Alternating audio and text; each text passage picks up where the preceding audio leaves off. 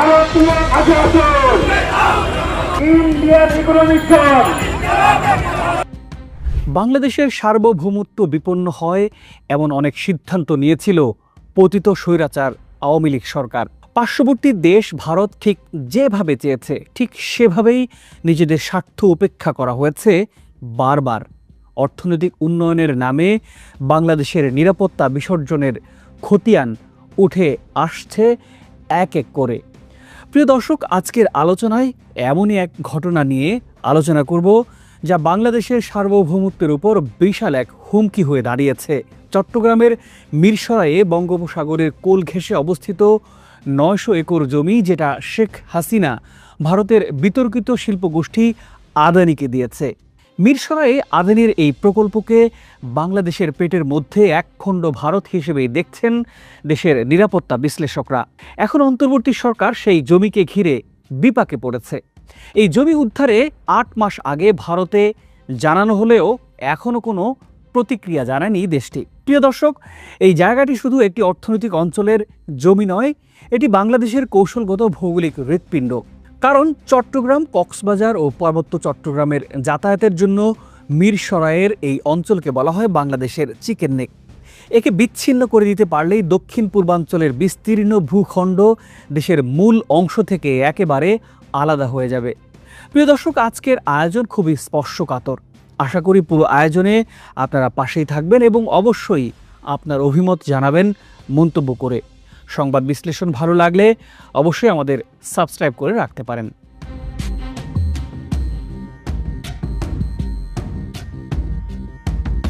শুরু করছি আমার প্রিয় মাতৃভূমির ভূমি বিসর্জনের ইতিহাস দিয়ে। ঘটনার শুরু 2015 সালের জুন মাসে।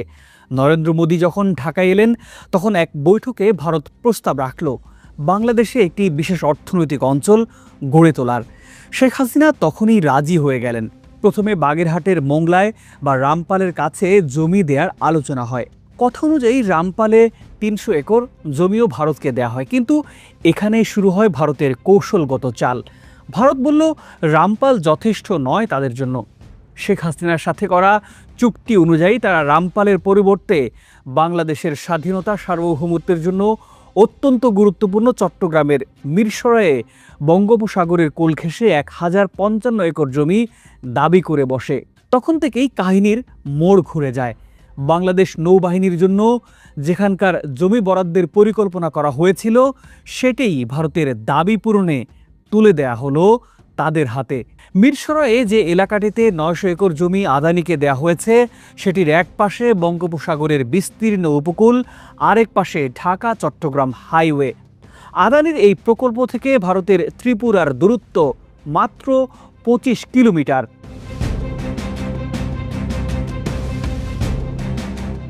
প্রিয় দর্শক, বুঝতে পাচ্ছেন কেন রামপালের জায়গা না নিয়ে এই জায়গায় হাত দিয়েছে ভারত।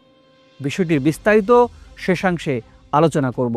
2017 সালের এপ্রিলে শেখ হাসিনা দিল্লি সফরে গিয়ে তাদের এই দাবি মেনে নিলেন। আলোচনার টেবিলে 1055 একরের দাবি থেকে 155 একর কমিয়ে শেষ পর্যন্ত 900 একর জমি দেয়া হলো ভারতের আদানি গ্রুপকে। অর্থাৎ একটি সিদ্ধান্তে বাংলাদেশের ভৌগোলিক নিরাপত্তার গুরুত্বপূর্ণ অংশই চলে গেল এই ভারতের হাতে। এরপর 2019 সালে বেজা ও আদানি গ্রুপ একটি সমঝোতা স্মারক সই করে। 2022 সালে আবার একটি জয়েন্ট ভেঞ্চার চুক্তিও স্বাক্ষর হয়। শর্ত ছিল প্রকল্পের যন্ত্রাংশের 65% ভারত থেকে কিনতে হবে, আর সব উন্নয়ন কাজও করবে ভারতীয় প্রতিষ্ঠান। বাংলাদেশের প্রতিষ্ঠান সেখানে কোনোভাবেই অংশ নিতে পারবে না, এমনকি শ্রমিকরাও আসবে ভারত থেকে। একজন বেজা কর্মকর্তা বলেছেন, এই প্রকল্পে বাংলাদেশের কোনো অধিকার রাখা হয়নি। আমরা প্রশ্ন করতে পারবো না কী ধরনের কার্যক্রম চালাবে এখানে। তাহলে প্রশ্ন আসে, এটি কি আদৌ অর্থনৈতিক অঞ্চল, নাকি একটি দেশের ভেতরে আরেকটি দেশ? প্রশ্ন আপনাদের উপর ছেড়ে দিলাম দর্শক।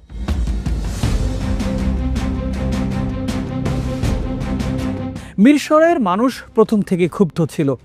সাধারণত কোনো এলাকায় বড় শিল্প প্রকল্প হলে স্থানীয়দের জন্য কর্মসংস্থান তৈরি করা হয়, ব্যবসার সুযোগ হয়। কিন্তু এখানে হলো একেবারে উল্টোটা। শ্রমিক আসবে ভারত থেকে, ইট পাথর বালু যাবে ভারত থেকেই।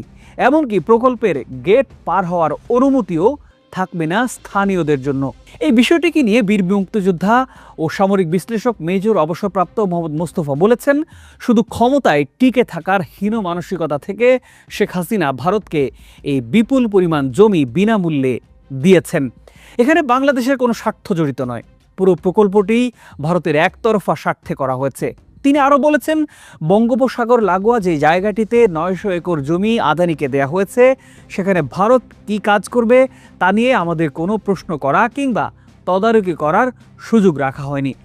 বঙ্গোপসাগরের উপকূলে হওয়ায় ভারত থেকে জাহাজে করে পণ্য এনে ফেনী নদীর উপর স্থাপিত মৈত্রী সেতু দিয়ে 7 সিস্টার্সে নেয়ার ব্যবস্থা রাখা হয়েছে। এই একই কারণে মোদি ও হাসিনা মিলে ফেনী নদীর উপর নির্মিত মৈত্রী সেতুও উদ্বোধন করেছেন।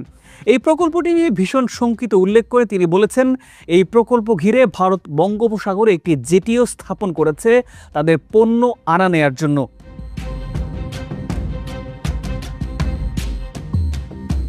অধ্যাপক মাহবুবুল্লাহ বলেছেন, মিরসরাইয়ের ওই অঞ্চল বাংলাদেশের পেটের মধ্যে একখণ্ড ভারত। আমাদের জাতীয় নিরাপত্তা বিপন্ন হওয়ার ঝুঁকি তৈরি হয়েছে। এটি নিছক রাজনৈতিক বক্তব্য নয়, ভৌগোলিক বাস্তবতায় মিরসরাইয়ের চিকেন নেকের অবস্থান এতটাই স্পর্শকাতর যে এটি হারানো মানে দেশের একটি অংশকে বিচ্ছিন্ন করে দেওয়ার মতো পরিস্থিতি। প্রিয় দর্শক, কেউ কেউ বলতে পারেন এটি তো উন্নয়নের প্রকল্প, কিন্তু উন্নয়ন কি একতরফা হতে পারে?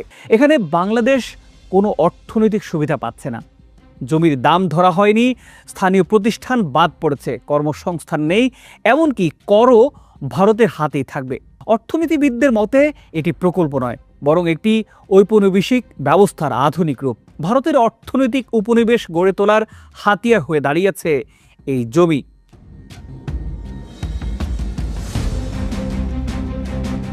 প্রিয় দর্শক, এবার আপনাদের বর্তমান চিত্রটা একটু তুলে ধরতে চাই।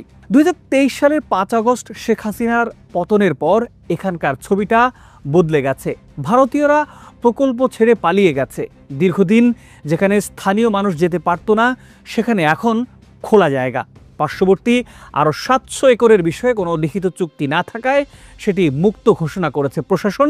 তবে 900 একর এখনও চুক্তির আওতায় আছে। অন্তর্বর্তী সরকার এই চুক্তিটি পুনর্মূল্যায়নের জন্য দিল্লিকে চিঠি দিয়েছে 8 মাস আগে, কিন্তু ভারতের তরফ থেকে কোনো জবাব আসেনি এখনও। বিজয় পক্ষ থেকে বলা হচ্ছে এটি আত্মঘাতী প্রকল্প। প্রধান উপদেষ্টার কার্যালয়ে আনুষ্ঠানিকভাবে প্রকল্প বাতিলের প্রস্তাব পাঠানো হয়েছে।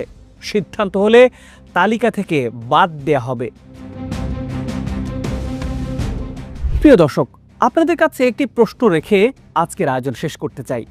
আগামী দিনে এই চুক্তি কি বাতিল করতে পারবে কোনো রাজনৈতিক সরকার? আজকের এই আলোচনায় এটি পরিষ্কার, এটি নিছক একটি শিল্প প্রকল্প নয়, এটি বাংলাদেশের ভৌগোলিক নিরাপত্তা, সার্বভৌমত্ব আর অর্থনৈতিক ন্যায্যতা প্রশ্ন। একটি সরকার ক্ষমতায় টিকে থাকার স্বার্থে এমন একটি সিদ্ধান্ত নিয়েছিল যা ভবিষ্যতে পুরো জাতির অস্তিত্বের জন্য হুমকি হয়ে দাঁড়াতে পারত। এখন দায়িত্ব অন্তর্বর্তী সরকারের। তারা কি এই চুক্তিকে পুনর্মূল্যায়ন করে বাংলাদেশের স্বার্থ সুরক্ষিত করতে পারবে, নাকি ভারতের চাপে আরেকটি আত্মঘাতী চুক্তির দিকেই এগোবে? বাংলাদেশের মানুষ আজ সেই উত্তরই খুঁজছে। আজ শেষ করছি, দেখা হবে পরের ভিডিওতে। প্রিয় দর্শক, আজকের এই সংবাদ বিশ্লেষণটি দৈনিক আমার দেশের লিড নিউজের তথ্য থেকে নেওয়া হয়েছে। প্রতিবেদনটি লিখেছেন সিনিয়র সাংবাদিক এম এ নোমান। ভালো থাকুন, সুস্থ থাকুন, আল্লাহ হাফেজ।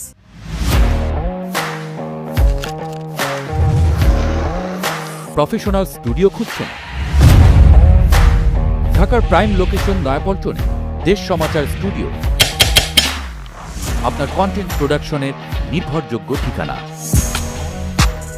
এখানে পাবেন 4K ক্যামেরায় মাল্টি অ্যাঙ্গেল রেকর্ডিং, আছে গ্রিন ও ব্ল্যাক স্ক্রিন সেটআপ, উন্নত মানের মাইক্রোফোন ও sound proof voice over booth.